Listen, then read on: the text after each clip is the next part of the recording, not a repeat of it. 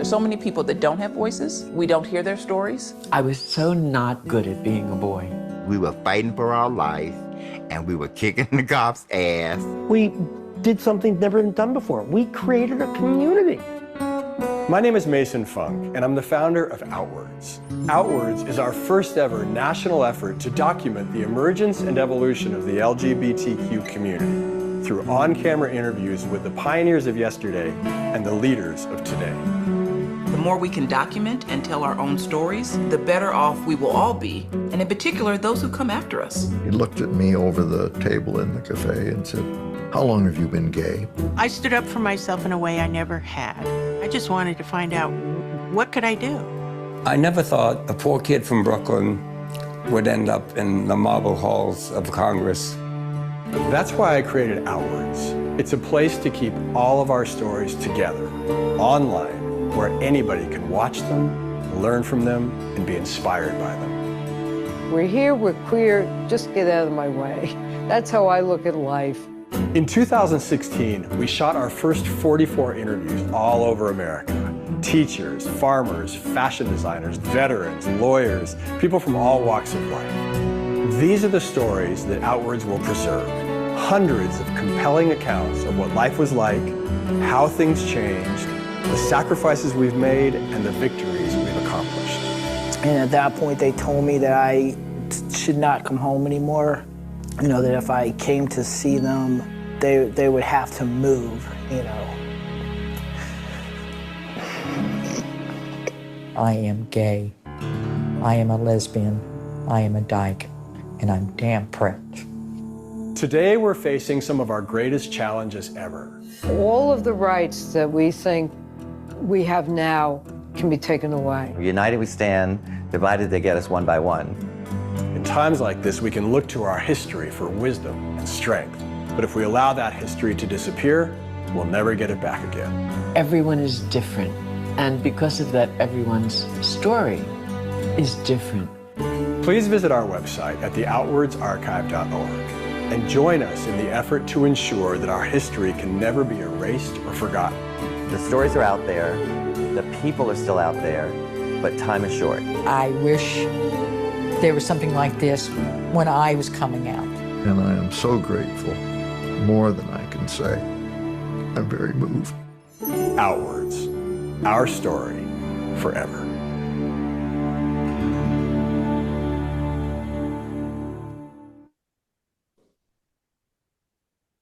So two things to notice. Of course, we can't keep up with that video. So whereas it says we had recorded 160 interviews in 2021, we're now right at about 342 states. And secondarily, yes, I have a big white bushy beard that I didn't have when we made that video. But when I have to say that when Carla J says during that video that all the rights we have now that can be taken away, that was in 2016. More than 7 years ago. And I have to be honest, at the time I thought she was being maybe a little bit dramatic. Yet here we are 7 years later, and Carla's words feel absolutely prophetic. The LGBTQ community is facing a time of enormous pushback. There's simply no two ways about it. So our history indeed does matter more than ever. Each one of you here today has a very personal relationship to the LGBTQ plus community in our history. I hope you'll find something meaningful and inspiring in the stories you're about to hear and the people you're about to meet. Our first guest is Gwenn Craig. You may have heard of Harvey Milk, the mayor of Castro Street, possibly the most instantly recognizable figure in our history, tragically assassinated in 1978, only a few weeks after helping to engineer the defeat of a terrible California ballot measure called Prop 6, or the Briggs Initiative. Excuse me. Gwenn was Harvey Milk's contemporary. She worked side by side with him and was mentored by him. And I want you to hear a little bit of Gwenn's story about that era and the tools that Gwenn developed in this excerpt from Gwenn's interview with the OUTWORDS Archive.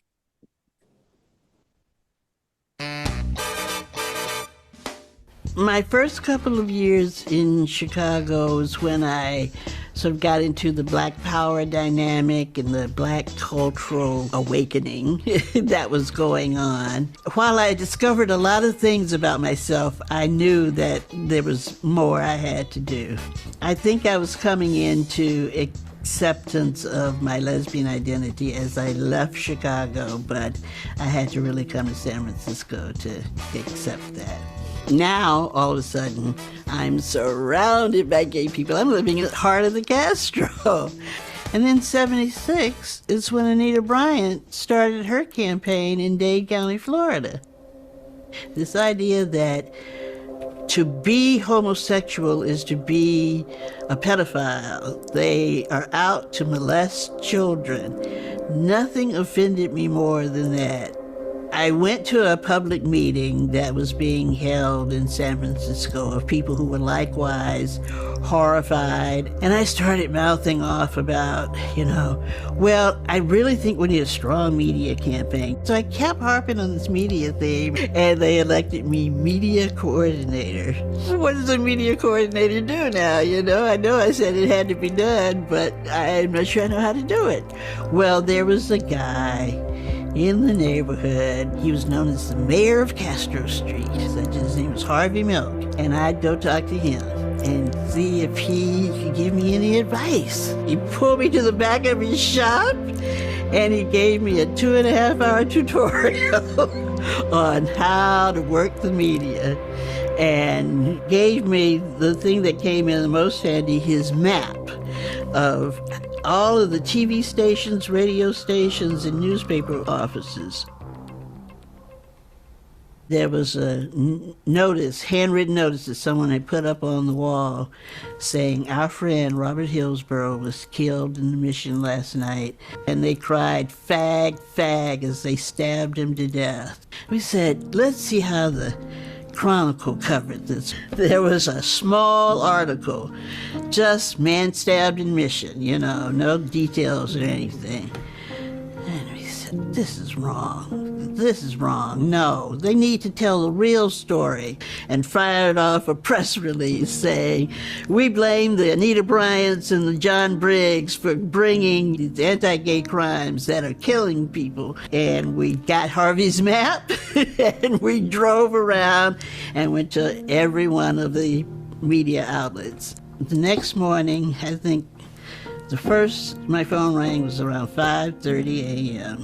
and it was a radio announcer, and he said, hi, I'm live on station blah, blah, blah, blah, blah, and I've got your press release right here. By the end of the week, it was a front page story, and because of all the attention, his killers were tracked down. We really believe that Anita Bryant and John Briggs and the people who were demonizing gay people were to blame, that they caused these sort of attitudes to develop into violence against us. So we weren't just doing this because we can get a lot of publicity saying it's due to these people. We truly believe that it had to be said. It had to be said.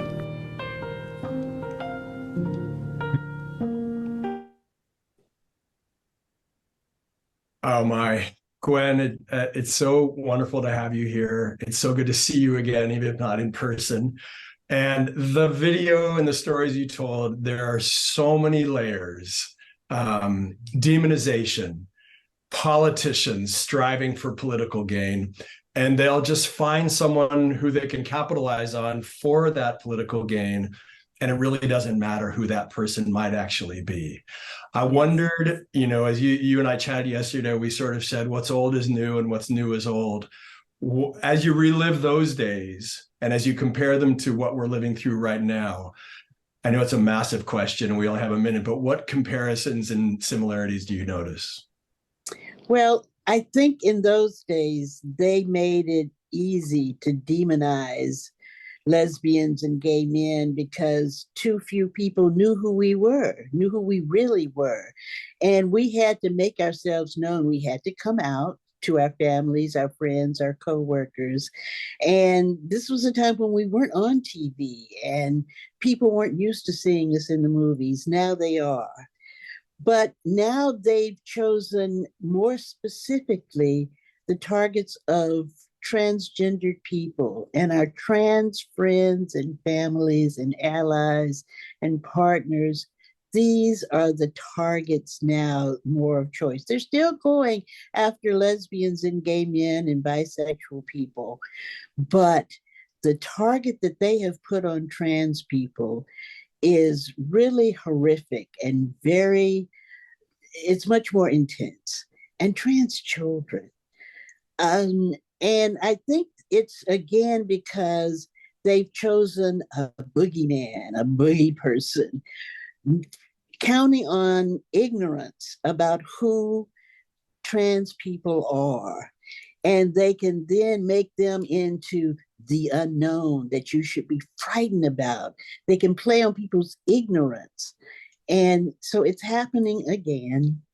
And they're counting on people being afraid of what they don't know, and counting on people making up their image of who people are and what they're really about. And again, I think we have to rely on trans people getting to know the world and being known in the world and making their stories known. And that's happening, fortunately.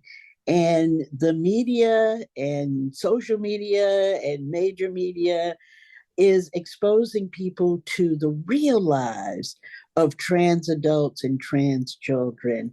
So I think we're going to see that stigma and that ignorance start to break down.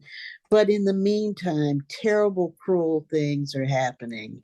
And we've got to rally and organize and fight again. Thank you. Thank you, Gwenn. Yeah, I mean, it is really true. When I have to say, before I started Outwards, I had met and interacted with maybe one or two trans people and gender nonconforming people, but my world has been vastly expanded. But that's not the case for the vast majority of Americans and people elsewhere who don't know anybody who's transgender and gender nonconforming, and so it's easy to demonize that population. Yes. Speaking of coming out, one of the seminal events in our history was a massive coming out that was precipitated by the HIV/AIDS crisis. And so it's a natural segue to our next panelist, who is Eric Sawyer.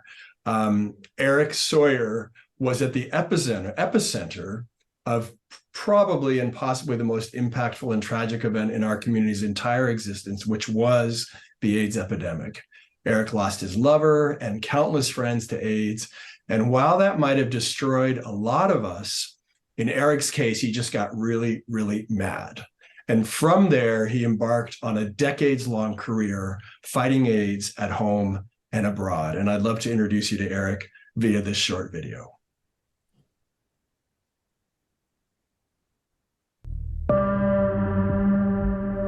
When we first started ACT UP, we were in a situation where there was no coverage about AIDS whatsoever. There was all this stigma around, these horrible, out of control gay men, are coming down with this fatal disease. What is it? What are they doing? And, fear, fear, fear. I think my activism also comes from the fact that I was so angry that my lover, Scott, who, I view as my soulmate, died, and I couldn't do anything to try to save his life or end his pain. There was so much stigma and discrimination and shame directed from society. People were afraid that if they were, close to you, they might get it.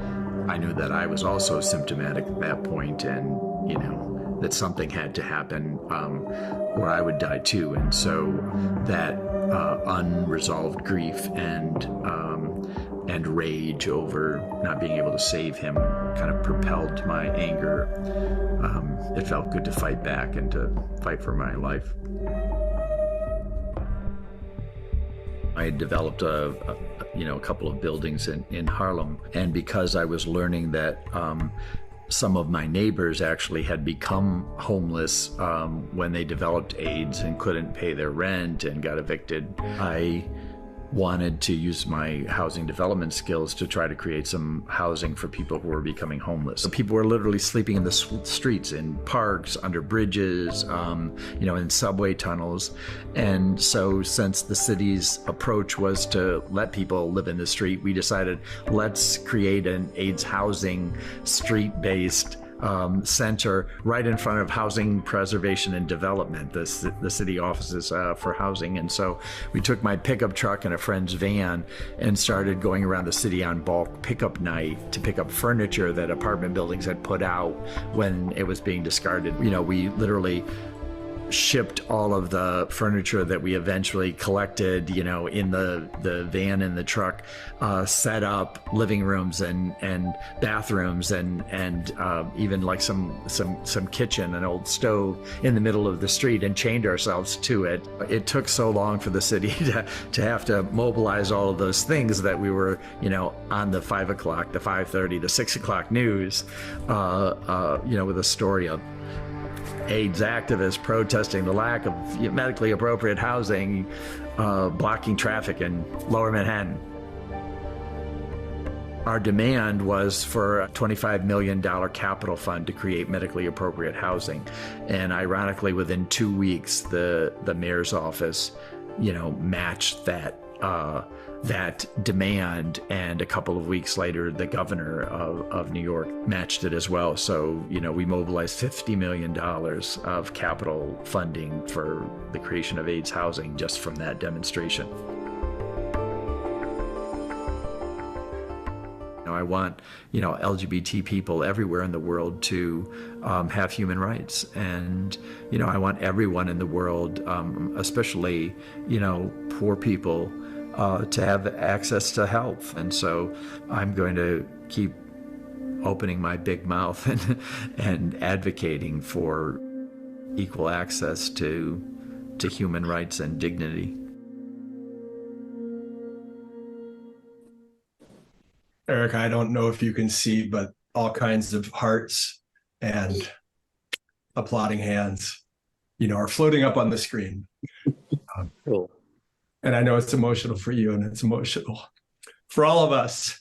And I have to say, I experience a thrill of that radical feistiness and chaining yourself to furniture in the street. That's only tempered, of course, by the awareness of the enormous bedrock of pain that activism came out of. So holding back my tears, I just want to highlight on how effectively you corralled the media with these incredible street tactics. You got on the evening news, which seems like such a kind of an antiquated thing right now. But you awakened the general public, and therefore politicians, who of course always have their ear to the ground. You awakened them, you and many, many others, to the realities of the epidemic. I wanted to ask you, which of those tactics can still be effective today? And how have times also changed so that maybe some of those tactics aren't as effective, but maybe others are? Yeah, well, one thing that really changed the way that activism happens, especially in a city like New York, is 9/11. Prior to 9/11, and all response, especially by police, to activism is dependent upon the city you're in, the location, the time, who's the mayor and the police chief, and a lot of our activism, like that housing demonstration, happened during David Dinkins' reign as the mayor of New York, and he was the first Black mayor of New York, sympathetic, had the Commissioner of Human Rights, who was an out gay man living with AIDS. And so the word came down from David that, leave the activists alone, no clubbing of activism, no rough treatment, et cetera, which had happened during the prior administration because of directives from homophobic Ed Koch. But now, after 9/11, we've seen a change, especially in New York City, where there's so much concern about security and terrorism. And so demonstrations that are happening in buildings, like we used to chain the front doors of buildings together and chain ourselves to them. So the police had to cut the chains to let people in and out and to arrest us, etc. That is not tolerated anymore. We can do a lot of the same kind of street actions with, dramatic street theater with people getting arrested is always something that the media likes to cover. But a lot of the interior, inside actions are no longer possible. And situationally, other areas like Washington, D.C., especially like at the Capitol, I got arrested, I think, 8 times at the Hart building, at the Senate building in D.C. during the Trump administration, protesting the Kavanaugh and Amy, blanking on her last name, Supreme Court nominations. And there, the Capitol Police are used to, if not daily, weekly demonstrations, and they're much more hands-off. They're respectful. A lot of times you can talk them into, handcuffing you in front of your chest if you have a rotator cuff ailment, instead of, putting your hands behind your back. So I think those actions are still impactful, but under that guise of the security and terrorist threat. One thing that has changed, though, is social media. Now, social media can be mobilized, and the word gets out a lot better on social media, but also it's tempered people's willingness to do things like get arrested. People think, oh, I tweeted. Oh, I posted it on Facebook. I did my activism. No, it's not the same as showing up and, putting your body on the line and taking a bust. Yeah, thank you. If I had a hat, I would take it off. Thank you so much, Eric, for sharing those insights and comparisons between then and now, which are very relevant. And I know everybody probably is listening and watching is asking themselves on some level, what can I do? So I appreciate your thoughts. Let's switch on to our third and final panelist today, Elia Chinó. Elia brings us to what I would call, speaking of 9/11, to ground zero of two of our society's most intense debates, immigration and transgender lives. Elia was born in Mexico, and to get where she is today as founder and executive director of an AIDS service organization addressing the needs of the Houston area and many others, Elia had to establish her own authentic identity and then navigate mountains of anti-immigrant hostility. Let's get to know Elia a little bit through this video. In 1989, my best friend in Mexico City died. I find out like about 1 month later, 2 weeks later, and I said, wow, nobody told me, But in 1993, I went back to Mexico City. I went to visit his mother, and she told me, you know what, Gustavo died from that horrible disease called AIDS. Take care of yourself. I was in shock, AIDS. Then I come back to Houston. In that year, my brother from Church of Christ, he died also. And I was talking about myself, oh my God, he never told me that he was gay, But back those days, AIDS only was for gay people, That's what the people were saying. When I discovered that these two very important persons on my life, they died from AIDS, that when I was starting in my mind, I need to do something about it. And that's when I when I start putting the pieces, the words for the Latin American Foundation Against AIDS. AIDS was a taboo, was a fear, was a discrimination in the Latino community. And then when I was passing out and asked permission to passing out HIV literature in the Latino neighborhoods and the Latino businesses. No, we don't need that here.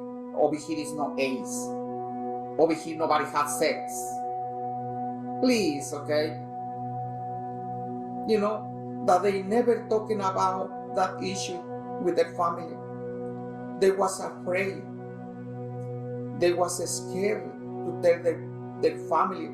A lot of people, they was moving, escaping from the discrimination, from their families, from their Latin countries, and to come in and move to a better place.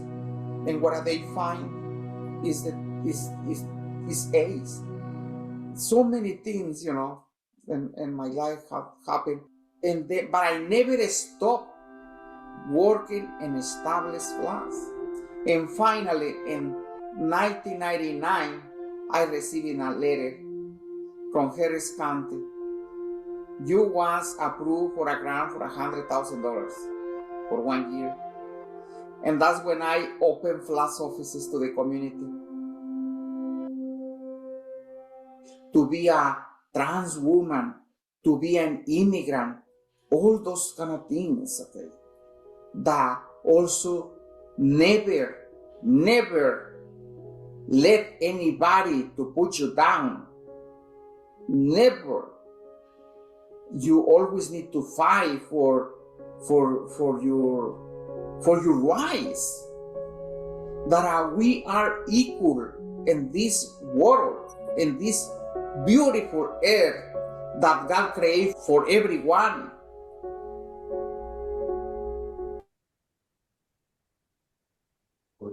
Thank you so much, Elia. It's so wonderful having you here today. Another stream of hearts and applauding hands are rising up the screen. When I was writing a question to ask you after your video played, the only thing that really seemed to make sense was to just ask you, as a trans woman of color, as an immigrant, with everything going on nationally, as the head of an organization, how are you doing? How are you coping? How are you staying strong? I think probably everybody wants to know. How are you putting one foot in front of the other every single day? Thank you so much for your words. But I want to congratulate Craig, Eric. You are my heroes. You are warriors, you know. You've been fighting for justice for all the LGBT community. But for me, I've been having the bigger barriers against me to doing this work. To do this work is so much difficult. I have besides the stigma, the discrimination, the transphobia, the language, the acculturation, to be a trans woman. I'm just been facing, every day and a struggle in any place is still the discrimination. And that's the reason it made me stronger to continue fight for our sisters and brothers. Unfortunately, our LGBT community, we are facing every day the horrible treatment, mistreatment from the society. And that's why I living for that, and I think that God gave me the life for that purposes. Since I start my movement, since I start my activist, and I talking about 30 years ago, when it was more difficult. on those years, we don't have social media. We either have cell phones. It was everything, just the TV and newspapers. I remember only telephone at home. I had to go and knock doors. I had to go and do a lot of outreach in the middle of the night, just to educate, just to save another life. But that one has been my life. I've been giving my life for the community, and I've been tell God, okay, if I has to do the same thing, for I can give a hope, for I can give in better opportunity for our community, I will do 1,000 times. I know I fall in 1,000 times, but I get up double. About to feeling the discrimination, to be rejected, not only from family, but also from the community. When I start this movement, all my brothers and sisters, they give me the back because they punish me and they judge me that I was doing this work because I was living with AIDS. And you know what? I never put attention to that words. I was concentrated wherever my heart was telling me to do for other people. You until today, and especially with all these anti-bills, anti-trans, anti-LGBTQ, sometimes I'm feeling sad, and I go in day by day, you know. I know I'm feeling tired, I'm feeling desperate and angry. I just want to explode and tell the world that we are here and that we need to be treated with dignity and respect, that we are human beings and that we need to have the same equity and equality across on everything. Yeah. Thank you, Elia. I want to bring on Eric and Gwenn as well. So we can have a little bit of a roundtable. Can we spotlight Eric and Gwenn? There we go. One of the common themes, still waiting for Gwenn, I guess, to come up on the screen with, there we go. Good. You know, all three of you, I think one of the themes that you share is you saw a need, you saw a gap. You saw the need. And, you know, it's funny, I've been peeking at the Q&A, and one of the people asked a 100% understandable question. It was about Eric in particular. How has being arrested affected your life and access to job and finances?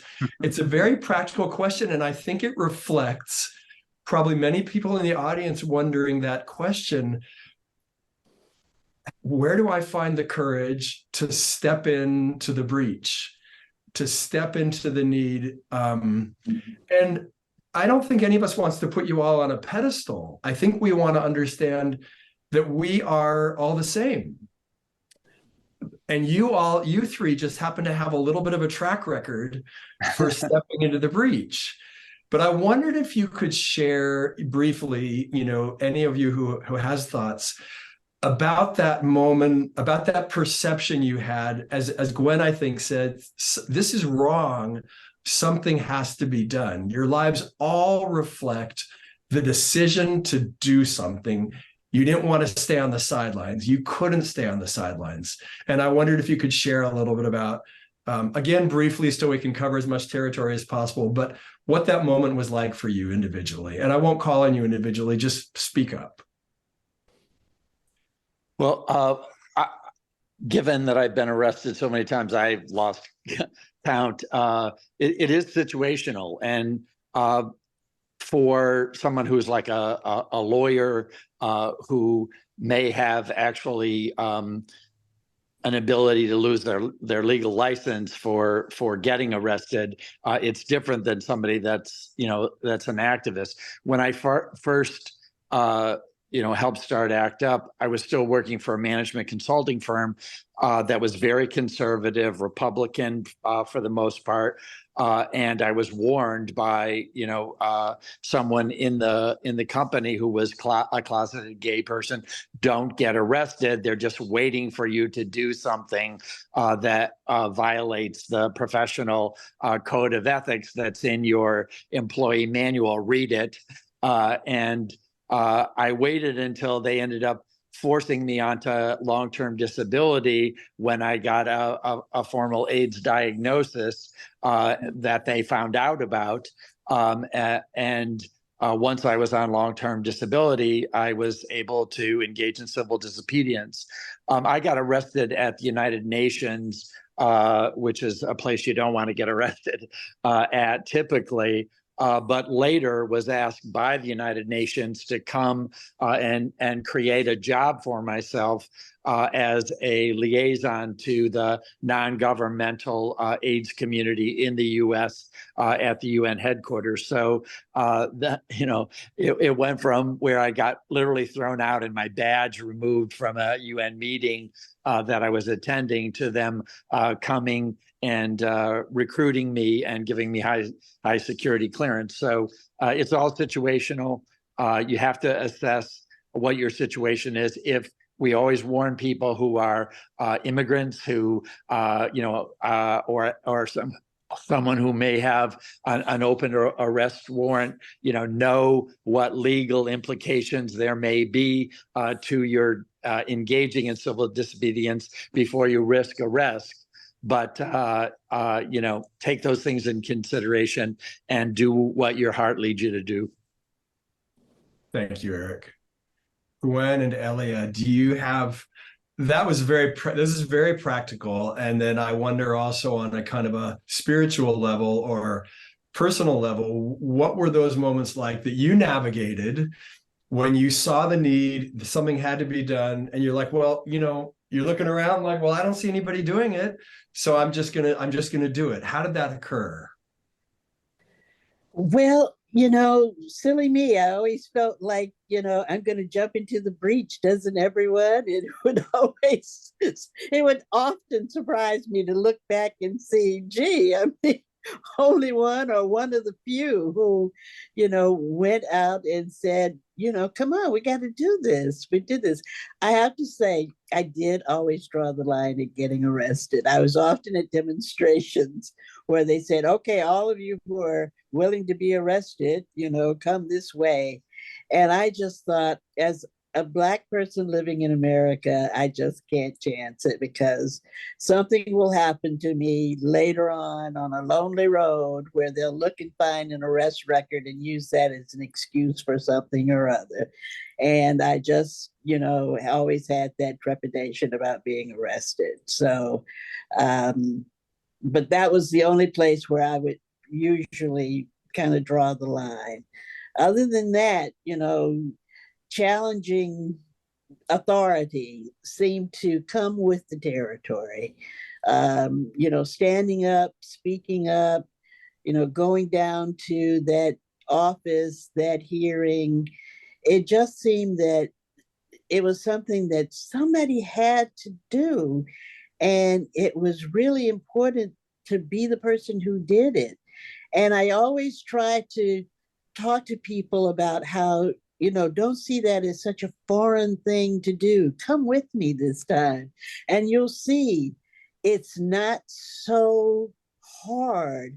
In fact, once you do it once, you're going to find that it's really something you're going to get hooked on. And, we have a lot of activist people here in San Francisco. We're very lucky in that regard. I've gone to cities where they just can't imagine going to their city council and speaking up. That's just not in their bloodstream there. I really, really, everywhere I go, encourage people to go and do that and be a part and let them know you're paying attention just for them to know you're paying attention makes a huge difference. Well, That's awesome. For me, when I saw the need, to see so many people that was dancing in the clubs, and 1 month later that was dying in friend houses, in apartment houses, and the hospital with nobody, that's what I say, I need to do something about it, And that's when I went to AIDS Foundation Houston, I said, I need to be a volunteer. I need to do something because our brothers and sisters are dying and nobody are with them because they are afraid to talking to their families, to their friends, that they have HIV and AIDS. The 4th, 5th, and 6th floor of the Bentau Hospital in the city of Houston, all the beds was with people dying with full blood of AIDS. And that's when I step out and I say, well, I need to do something. We have to bury almost every day 1 person. We have to raise money. We have to do whatever we have to do, to help them now on that moments very difficult for the loved ones, for the family members. Sons, they don't have nobody that they come to this country for a better quality of life, and also to live in their country because they want to be free. And some they just die here and nobody knows. They still lost them. They don't know where they are. They disappear, and nobody knows that they died from AIDS. It was really very, very sad. And yes, thinking, I never think, oh, wow, I never think how I'm going to do this. I just went with my heart and going helping out, I went through so many struggles, but I never give it up. I have faith that I can do it. Until today, I continue with my faith. And I'm very close to God. And as I mentioned in the video, I'm just giving my life to helping others. That's it. I grew up in a deeply conservative Christian household, and one of my faith to me is very, very important still. And one of the things that resonates for me in the entire community of elders who I've had the chance to meet through Outwards is every one of you all, you had faith. It might not have been in a specific God, but it was faith that there was something better than what you saw around you. And you had faith, in a sense, in your own capacity to make a difference. But you also leapt into the unknown, not knowing if the things you tried would have the results you desired. That was where you had to just step out boldly. And our time, as always, is rushing past. But the last thing I want to do is leave our audience with any sense of that these problems are too big, especially youth. And if I were young today, I think I might be tempted to feel like, oh my gosh, the planet, among other things, is, catching fire.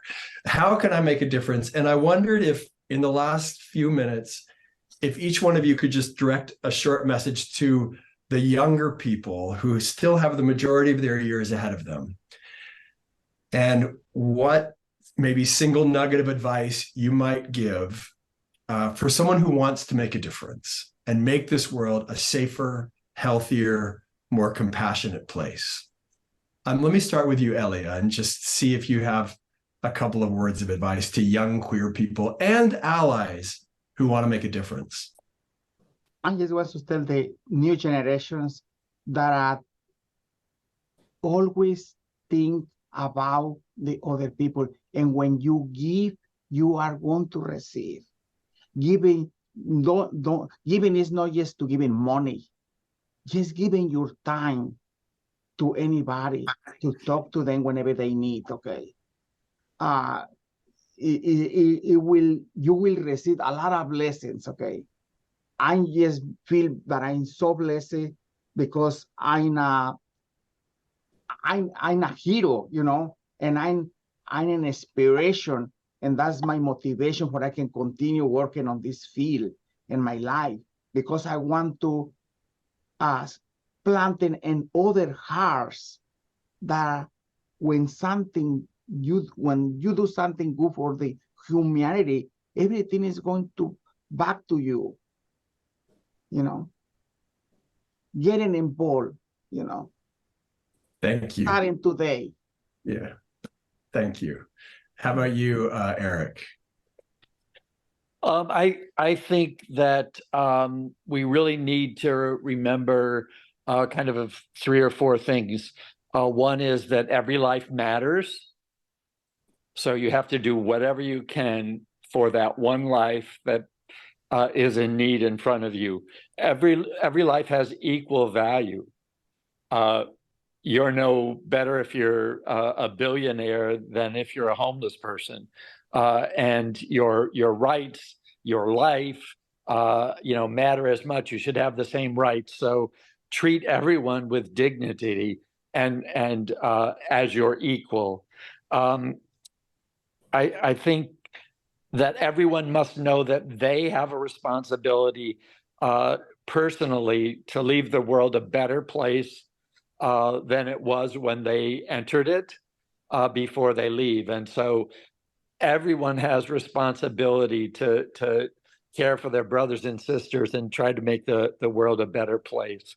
And then the last thing I'll say is, one person's action can change the world. I mean, look at Greta Thunberg, that I'm probably pronouncing her name wrong, that, teenager in a Nordic country who started protesting, about climate change. And, her actions of sitting in front of the town hall protesting about the lack of responsible action to end climate change started a whole youth movement, and now as started climate summits and climate treaties in a way that the world was not taking responsibility for climate action. So your actions can change the world. Thank you. And how about you, Gwenn? Well, I think what I was going to say really mirrors what Eric just said. Find a place, a time, and a way to tell your story and to make your statement. With social media now, your story, your statement can be shot around the globe. So go down to that hearing and get to the microphone and say what you want to say and tell the story that you think needs to be told. The story that they showed that I told, my friend and I went to a roommate's apartment and typed up a press statement and took it around to people, and it caused an action. It was a simple, almost isolated action that we took, but it resulted in big things that made a difference. You can do that too. You think, who am I? But you are somebody whose action, and today it might be seen on Instagram or wherever, that will shoot around the globe and inspire others to also take action, tell their story, make their statement, just like Greta Thunberg. And these things can have ripple effects that will change our world. So get out there and tell what you want to say. You've got a thing to say. Go ahead and say it wherever you can. They may film it, and then others will know what you had to say. I love that point, Gwenn, that you never know who's going to see what you did. That's what we can't calculate, right? Yes. We never know how our actions, however small, might have that ripple effect. I think that's incredibly important to remember. We're essentially out of time. I want to thank you, all three of you, so much from the bottom of my heart for sharing your stories with this audience, and I'm sure the audience feels the same way. To the audience, I want to say thank you for joining us.